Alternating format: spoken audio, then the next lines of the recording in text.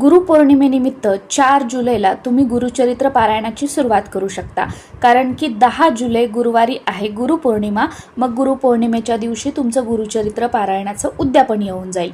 गुरुचरित्र पारायण करत असताना पहिल्या दिवशी संकल्प करावा. संकल्प फक्त पहिल्यांदाच करायचा असतो, रोज रोज करायचा नसतो. गुरुचरित्र 7 दिवसांचं पारायण करत असताना पहिल्या दिवशी 1 ते 9 अध्याय, दुसऱ्या दिवशी 10 ते 21, तिसऱ्या दिवशी 22 ते 29, चौथ्या दिवशी 30 ते 35, पाचव्या दिवशी 36 ते 38, सहाव्या दिवशी 39 ते 43 आणि सातव्या दिवशी 44 ते 53 अध्याय वाचून पारायणाची सांगता करायची असते. दररोज सकाळी ब्रह्ममुहूर्तापासून ते संध्याकाळी 4 पर्यंत कधीही तुम्ही गुरुचरित्र पारायण करू शकता. पण पहिल्या दिवशी ज्या वेळेला तुम्ही वाचाल तर 7ही दिवस वाचनाची तीच वेळ ठेवण्याचा प्रयत्न करा. कधीतरी अडचण आली तर काही हरकत नाही, पण वेळ एकच ठेवण्याचा प्रयत्न करा, जागा सुद्धा एकच ठेवण्याचा प्रयत्न करा आणि आसन सुद्धा एकच ठेवण्याचा प्रयत्न करा.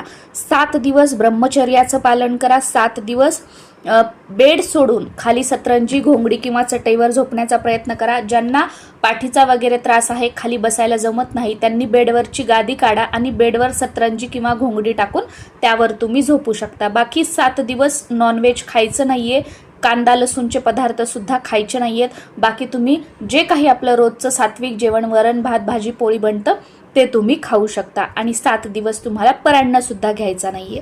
दररोज पारायण सुरू करताना सुरुवातीला देवासमोर दिवा लावायचा किंवा तुम्ही पूजा मांडणी केलेली असेल तर तिथे दिवा लावायचा, धूप बत्ती लावायची, बसण्यासाठी आसन घ्यायचं, श्री स्वामी समर्थ या मंत्राचा 1 माळ जप करायचा आणि त्यानंतर स्वामी स्तवन म्हणून तुम्हाला वाचनाला सुरुवात करायची आहे. रोजचे जे अध्याय आहेत ते वाचायचे आहेत.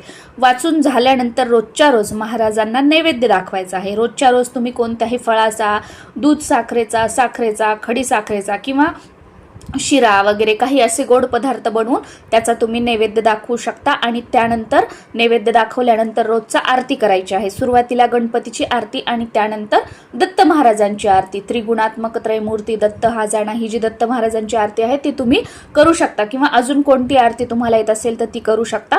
आणि 7व्या दिवशी म्हणजे गुरुपौर्णिमेच्या दिवशी या पारायणाचं उद्यापन करायचं आहे. 7व्या दिवशीचे सर्व अध्याय वाचून घ्यायचे, पूर्णावरणाचा स्वयंपाक बनवायचा किंवा वरण भात भाजी पोळी बनवायची, एखादा गोड पदार्थ याचा नैवेद्य दाखवायचा, आरती करायची, एखादं जोडपं जेवायला बोलवायचं, त्यांना यथाशक्ती त्यांचा मान सन्मान करायचा, त्यांना दक्षिणा द्यायची. या पद्धतीने तुम्ही उद्यापन करू शकता.